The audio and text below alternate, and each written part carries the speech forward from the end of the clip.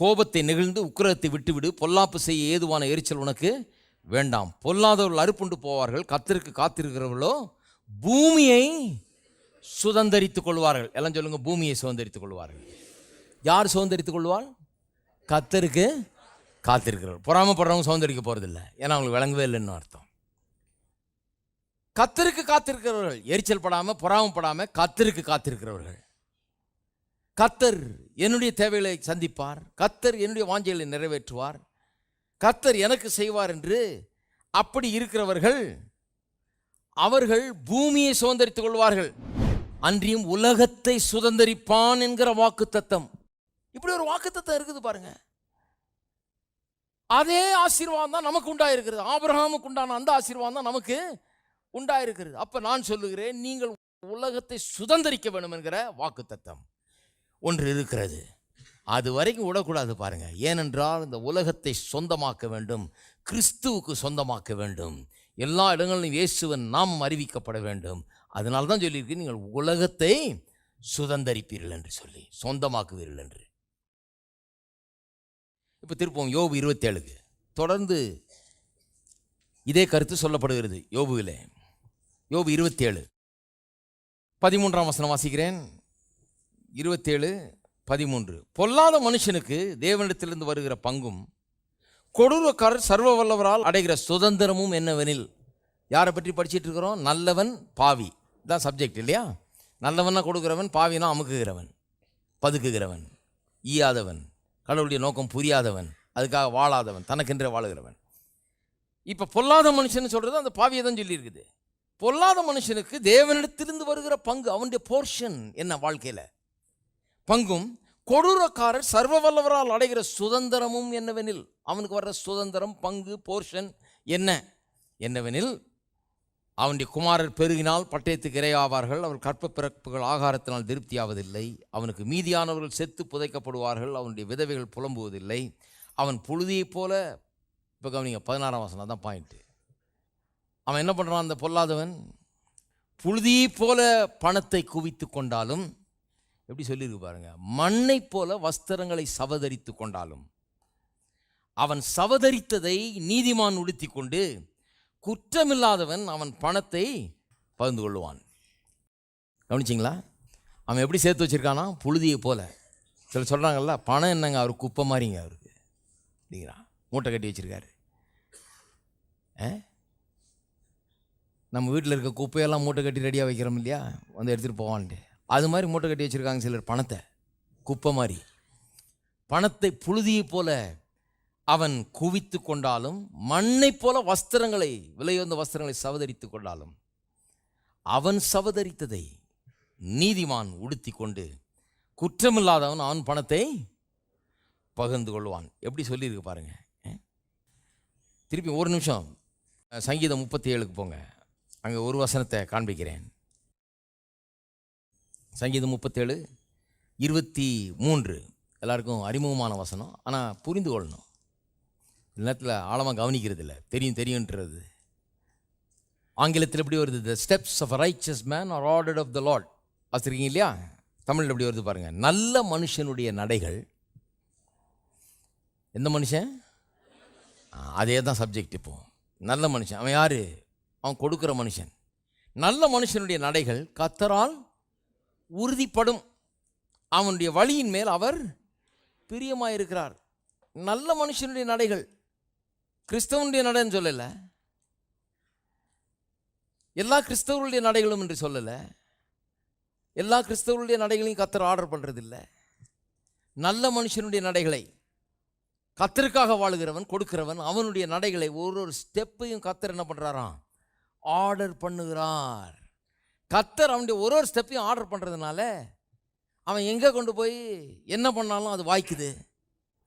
அவனுடைய செல்வம் பெருகுகிறது, அவனுடைய தொழில் வாய்க்கிறது, அவனுக்கு வெற்றியும் அவனுக்கு எல்லா காரியமும் உண்டாகிறது. ஏனென்றால் கர்த்தர் அவன் ஸ்டெப்ஸ் என்ன பண்ணுறாரு?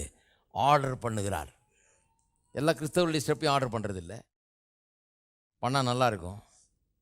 ஆனால் நிறைய பேர் அமுக்குனிகள் இருக்கிறார்கள், அவர்களுக்கு ஆர்டர் பண்ணி கொடுத்து பிரயோஜனம் கிடையாது, ஏன்னா அவங்க அமுக்கிக்குவாங்க.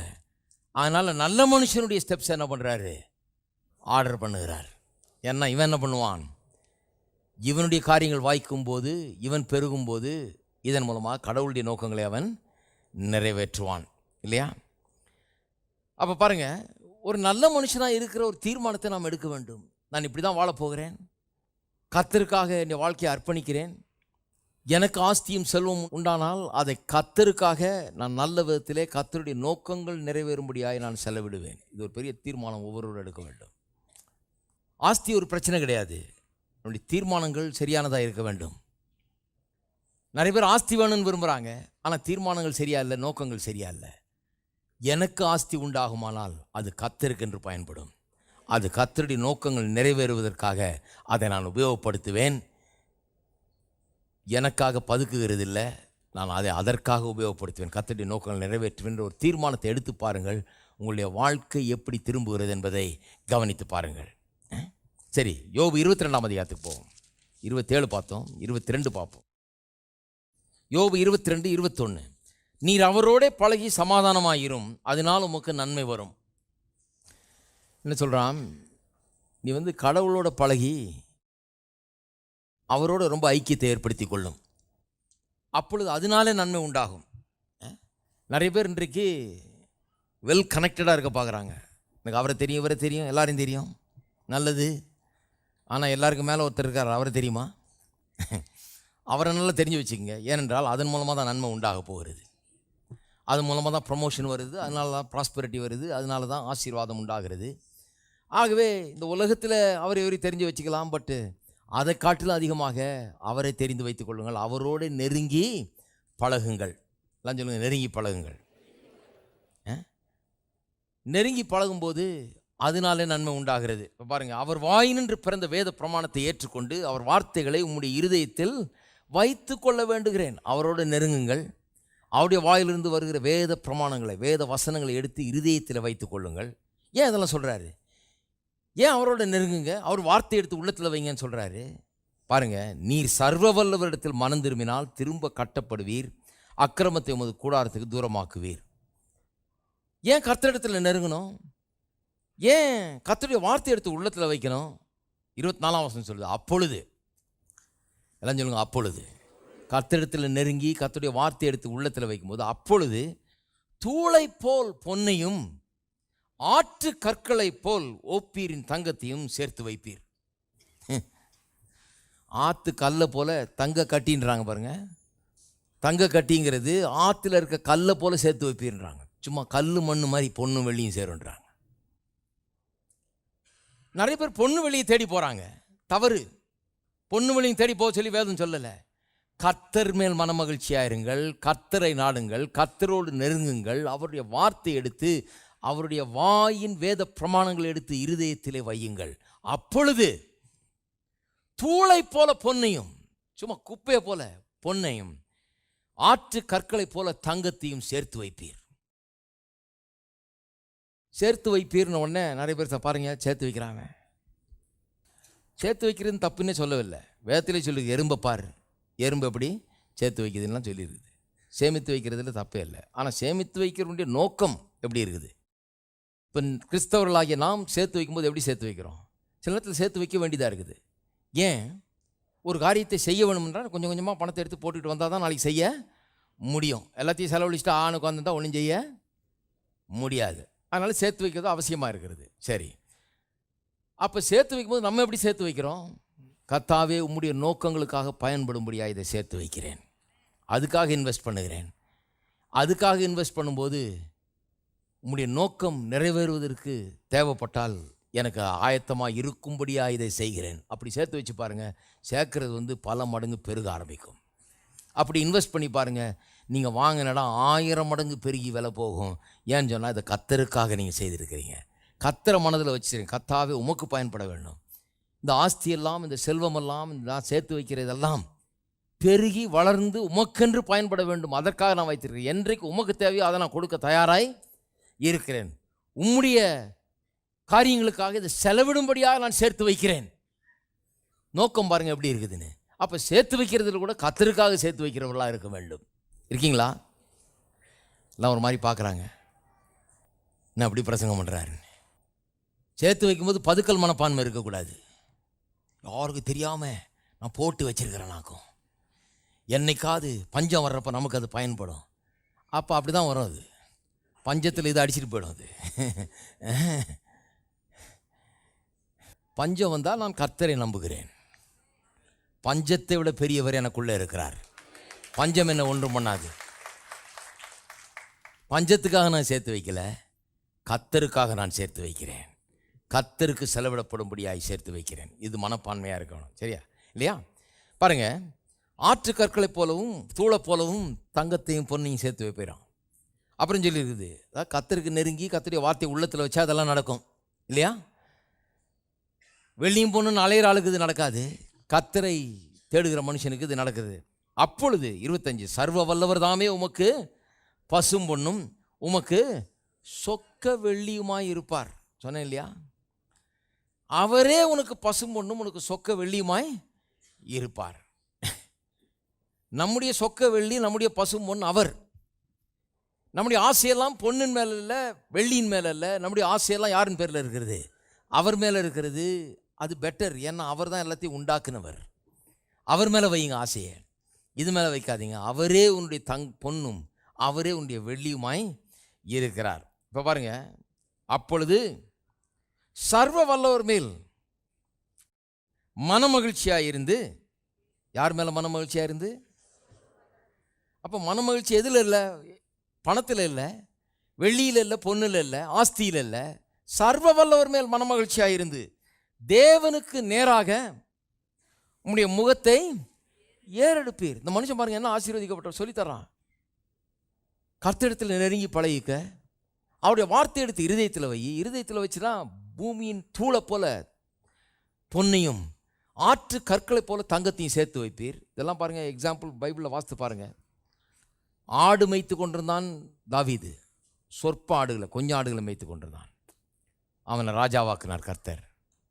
அவனுக்கு உள்ளத்திலெல்லாம் ஒரு பெரிய வாஞ்ச, கர்த்தருக்கென்று ஒரு பெரிய ஆலயத்தை கட்ட வேண்டும். எப்படி வாஞ்ச பாருங்க அவனுக்கு. ஒரு ஆடு மேய்க்கிறவனுக்கு இருக்கிற வாஞ்ச, கர்த்தருக்கென்று இந்த உலகத்திலேயே எவனும் கண்டுறாத அளவுக்கு ஒரு பெரிய ஆலயத்தை கட்ட வேண்டும். கர்த்தருக்கு மகிமையாக இருக்க வேண்டும். நம்முடைய தேச ஜனங்கள் வந்து அங்கே கர்த்தருடைய வார்த்தையை கேட்க வேண்டும். அதுக்குன்னு ஒரு ஆலயத்தை கட்ட வேண்டும் அப்படின்னு மனசில் வச்சுருந்தான். அவன் காலத்தில் அதை கட்டலை. அவனுடைய மகனிடத்தில் சொல்லுகிறான், நான் இதற்காக இத்தனை கோடி ரூபாய் தந்திருக்கிறேன். அது கணக்கு போட்டு டேக்ஸ் பைபிளில் பார்த்தீங்கன்னா அதெல்லாம் கணக்கு போட்டு சொல்கிறாங்க. எத்தனையோ நூற்றுக்கணக்கான கோடி ரூபாய் பொறுமான செல்வத்தை அவன் அதுக்காக சேர்த்து வச்சுக்கிறான். தனிப்பட்ட முறையில் டொனேட் பண்ணுகிறான், அதுக்குன்னு கொடுக்குறான். ஒரு ஆடு மேய்க்கிறவன் நூற்றுக்கணக்கான கோடி ரூபாய்களை தேவாலயம் கட்டும்படியாக கொடுக்குறான். கவனிங்க, அவன் கொடுத்ததுனால அவனுக்கு கீழே வேலை செய்த பெரிய பெரிய பிரபுக்கள் எல்லாம் கொண்டு வந்து கொட்டுறாங்க. கொட்டு நிரம்புது. அப்புறம் மகன்கிட்ட சொல்கிறான், தேவனுடைய ஆலயம் கட்டப்படும்படியாக பொன்னியும் வெள்ளியும் ஏராளமாய் நான் சவதரித்து வைத்திருக்கிறேன், எண்ணெய் கூட நேரம் இல்லைன்றான். எண்ணுக்கடங்கா பொன்னியும் வெள்ளியும் சேர்த்து வச்சிருக்கிறேன். அப்படின்னா என்ன அர்த்தம்? கூஞ்சி கிடக்குது, எனக்கு அதை எவ்வளோன்னு பார்க்க டைம் இல்லைன்றான். எவ்வளோ எண்ணுறதுக்கு டைம் இல்லை, அவ்வளோ குவித்து வைத்திருக்கிறேன். மர வேலைக்கு மர சாமான்கள், இன்னும் விலையேற பெற்ற கற்கள், இப்படின்னு ஏராளமாய் நான் சவதரித்து வைத்திருக்கிறேன். எதுக்கு சேர்த்து வச்சிருக்கிறான்? கர்த்தருடைய ஆலயம் கட்டப்படும்படியாக சேர்த்து வைத்திருக்கிறான். உள்ளம் பாருங்க எப்படி இருக்குது. அதனால தான் ஒரு ஆடு மேய்க்கிறவனா இருந்தவன் பெரும் செல்வந்தனாய் மாறினான். ஏனென்றால் கர்த்தருக்கு செய்யணுன்ற ஒரு பெரிய வாஞ்சி அவன் ஆட்கொள்ளுகிறது. உங்களுடைய நிலை என்னவாக இருந்தாலும் சரி, நீங்கள் ஏழையாக இருந்தாலும் சரி, இன்றைக்கு ஒரு வேலை இல்லாமல் பைசா இல்லாமல் ஒன்றும் இல்லாமல் இருந்தாலும் சரி, நோக்கங்களை சரி பண்ணுங்கள், வாஞ்சியை சரி பண்ணுங்க. கர்த்தருடைய வார்த்தை எடுத்து உள்ள வைங்க, அவரிடத்தில் நெருங்குங்கள், பழகுங்கள். நான் சொல்லுகிறேன், தாவீதுக்கு செய்ததை கர்த்தர் உங்களுக்கு செய்வார்.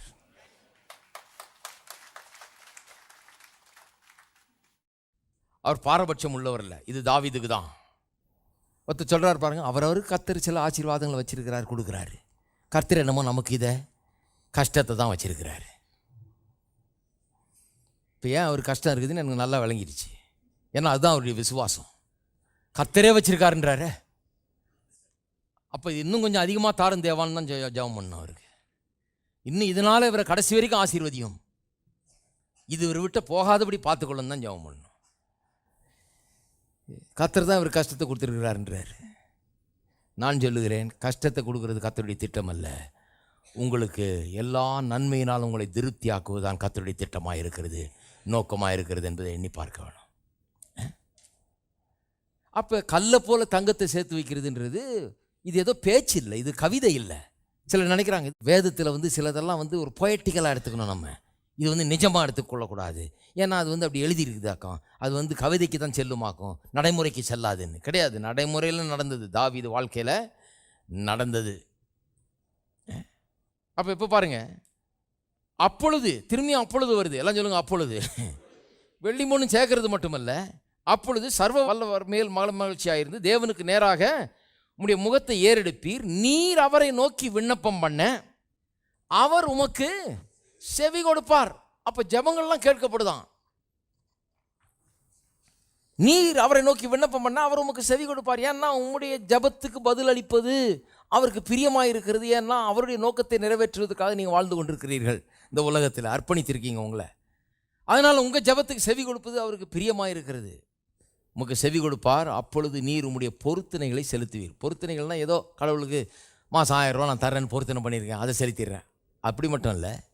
பொருத்தனைகளை செலுத்துவீர்னா நீங்கள் வீடு வாங்கும்போது பேங்க்கு கையெழுத்து போட்டு கொடுத்துருக்கீங்க, மாதம் மாதம் தவறாமல் இதை செலுத்துவேன் பொருத்தனை பண்ணியிருக்கீங்க. கார் வாங்கும்போது அடுத்த 3 வருஷத்துக்கோ 4 வருஷத்துக்கோ 5 வருஷத்துக்கோ கையெழுத்து போட்டு கொடுத்துருக்கீங்க. பொருத்தனை என்ன பொருத்தனை? இதை செலுத்துவேன். சிலர் வெள்ளை பேப்பர்லலாம் கையெழுத்து போட்டு கொடுத்துருக்குறாங்க, என்ன வேணால் செலுத்துவேன் செலுத்துவேன்னு கையெழுத்து போட்டு கொடுத்துருக்கீங்க. இப்படி ஏராளமான ஆப்ளிகேஷன்ஸ் இருக்குது. நம்ம மாதம் மாதம் செலுத்த வேண்டிய காரியங்கள். ஒரு கான்ட்ராக்டில் சைன் பண்ணுறோம், இது மாதம் மாதம் இதை செலுத்துவேன் என்று கையெழுத்து போட்டு தர்றோம் இல்லையா?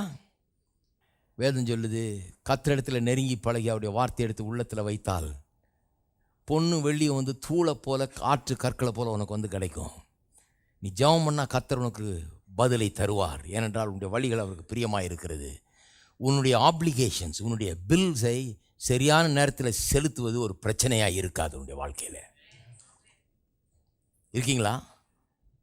நேரத்துக்கு முன்னாடியே செலுத்த முடியும், தவறாமல் செலுத்த முடியும்.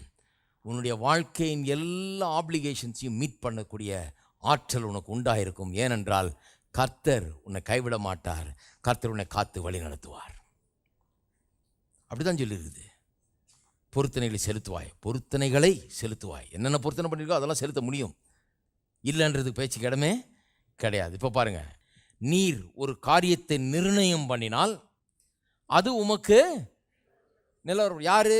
இந்த மனுஷன் கடவுள்கிட்ட நெருங்கி பழகி வார்த்தை எடுத்து உள்ளத்தில் வச்சு அதன் மூலமாக தேவ ஆசீர்வாதங்களை பெற்று அவன் அதன் மூலமாக ஜெபம்லாம் கேட்கப்படுகிறது. நீர் ஒரு காரியத்தை நிர்ணயம் பண்ணினால் அது உமக்கு நிலவரப்படும், உம்முடைய பாதைகளில் வெளிச்சம் பிரகாசிக்கும். இதை பற்றி ஒரு காரியத்தை சொல்ல போகிறேன். ஒரு காரியத்தை நீர் நிர்ணயம் பண்ணினால், எல்லாம் சொல்லுங்க, ஒரு காரியத்தை நான் நிர்ணயம் பண்ணினால் அது எனக்கு நிலவரப்படும். நம்முடைய ஃபார்ச்சூன்ஸை, நம்முடைய எதிர்காலத்தை யாரோ நிர்ணயம் பண்ணுறதில்ல, நிர்ணயம் பண்ணக்கூடிய சக்தியை கர்த்தர் உங்களுக்கு தந்திருக்கிறார். ஆரம்ப காலம் முதல் நான் அதை பார்த்துருக்கிறேன் இந்த வாழ்க்கையில். இது ரொம்ப உண்மை. நான் எப்படி இருக்க போகிறேன் என்கிறதை நான் நிர்ணயம் பண்ணும்படியாக கர்த்தர் கடவுளுடைய வார்த்தை உள்ளத்தில் வைக்க ஆரம்பித்ததுலேருந்து இதை நான் அறிந்து கொண்டேன். கடவுளத்தில் நெருங்கி பழக ஆரம்பித்தது ஒரு காரியத்தை நான் கற்றுக்கொண்டேன். கடவுளத்தில் நெருங்கி பழக நிமித்தமாக, வார்த்தை எடுத்து உள்ளத்தில் வைத்தது நிமித்தமாக ஒரு காரியம் எனக்கு புரிந்து விட்டது. என்னென்றால், நான் எதை நினைக்கிறேனோ, எதை தீர்மானம் பண்ணுறனோ அது எனக்கு கிடைக்கும்.